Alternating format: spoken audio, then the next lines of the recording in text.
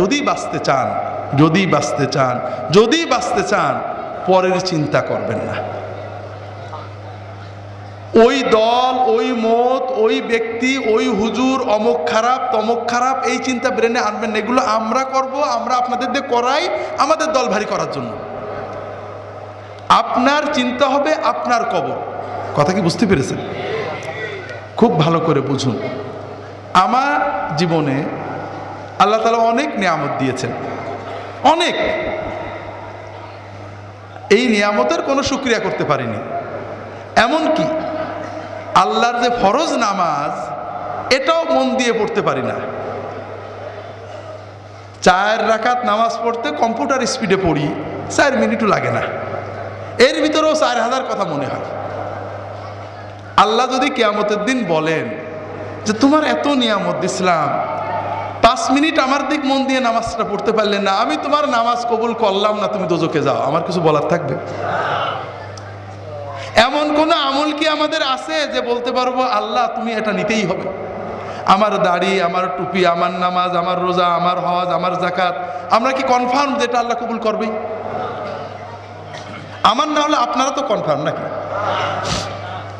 তো এই যদি আমাদের অবস্থা হয়, তাহলে কোন সাহসে আমরা অন্য মুসলমানের চিন্তা করি? ভাইরা, অন্য মুসলমানের চিন্তা করবেন না। যখন 5 জনে এক জায়গা হবে, নিজেদের কথা চিন্তা করবেন, পরের ভিতর আলোচনা না। ভাই কি অবস্থা? আরে ভাই বলো না, নামাজটা ঠিক করে পড়তাম, মন বসে না, দোয়া করো। ছেলে মেয়েগুলো ভালো করে পালন করতে পারছে না, দোয়া করো। নিজেদের ইমান আমল নিয়ে চিন্তা করবেন, পরের না। ভাইরা, আমরা পরের আলোচনা কেন করি? কারণ কবরে গেলে সর্বপ্রথম মুনকার নাকির আমাদের প্রশ্ন করবে যে তোর প্রতিবেশী জামাত ইসলামের দাড়ি ছোট ছিল কা, তোর পড়শি তবলিগের লোকজন কেন বাইরে গেছিল, তোর প্রতিবেশী অমুক পিসেব কেন খারাপ ছিল, ঠিক না? এই প্রশ্ন করবে। হাজরিন, নিজের কবরের চিন্তা করেন, নিজের হাসরের চিন্তা করেন। নিজে যেটুক করতে পেরেছি, যদি মনে করেন ভালো আমল করছি, তাহলে আল্লাহর কাছে দোয়া করেন। যদি দেখেন গুনাহ হয়ে গেছে, আল্লাহর কাছে দোয়া করেন, আল্লাহ আমার সামান্য আমল কবুল করো, গুনাহগুলো মাফ করো। আর তোমার নবীর উম্মত যত আছে, অমুক ভাই তমুক ভাই তমুক ভাই ভুলের ভিতরে আছে, আল্লাহ তাদেরকে হেদায়েত করে ভালো পথ দাও, তাদেরকেও মাফ করো। এইভাবে দোয়া করলে আমাদের লস আছে ভাই? লাভ আছে, অনেক লাভ আছে ভাই। তবে আমরা তো জানি আল্লাহর জান্নাতে জায়গা তো কম, ঠিক না? যদি ফুরফুরার মুরিদরা সব ঢুকে যায়, তাহলে তো আর তবলিগেরা চান্স পাবে না, ঠিক না?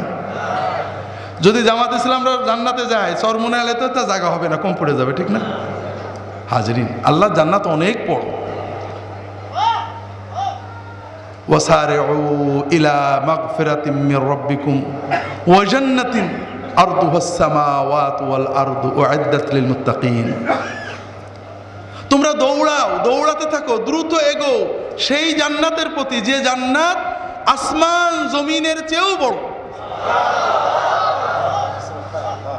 যে জান্নাতকে আল্লাহ তাআলা মুত্তাকিদের জন্য বানিয়ে রেখেছেন।